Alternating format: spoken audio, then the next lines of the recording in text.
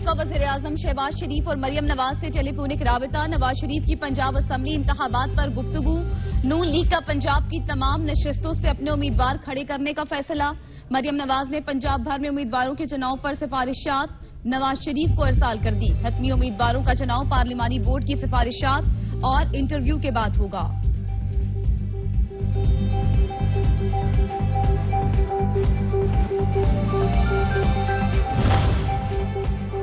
تحریک انصاف کا لاہور میں سیاسی طاقت کا مظاہرہ. پی ٹی آئی آج عمران خان کی قیادت میں زمان پارک سے داتا دربار تک ریلی نکالے گی.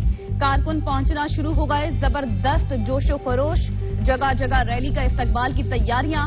راستے میں آنے والے تمام تعلیمی ادارے بند کر دیے گئے. فاروق حبیب نے اینٹی کرپشن میں طلبی کو لاہور ہائی کورٹ میں چیلنج کر دیا. درخواست میں ڈی جی اینٹی کرپشن سمیت دیگر کو فریق بنایا گیا.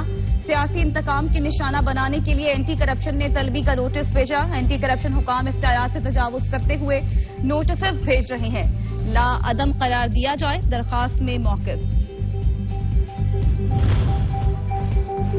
مریم نواز سے متعلق توشہ خانہ تحائف پر ٹویٹ کا معاملہ. ایف آئی اے کا فواد چودھری کے خلاف کارروائی کا فیصلہ. ایف آئی اے نے فواد چودھری کو 17 مارچ کو طلبی کا نوٹس بھجوا دیا. فواد چودھری کہتے ہیں کہ مریم نواز کی ٹویٹر پر دھمکی پر ایف آئی اے نے میرے خلاف انکوائری کا آغاز کر دیا.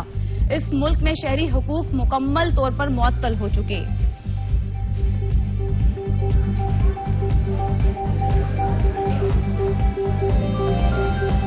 لاہور ہائی کورٹ میں عمران خان کی تقریر نشر کرنے پر پابندی کے خلاف درخواست پر سماعت. عدالت نے عمران خان کی تقریر نشر کرنے پر پابندی کا نوٹیفیکیشن معطل کرنے کے حکم میں 20 مارچ تک توسیع کر دی. عدالت نے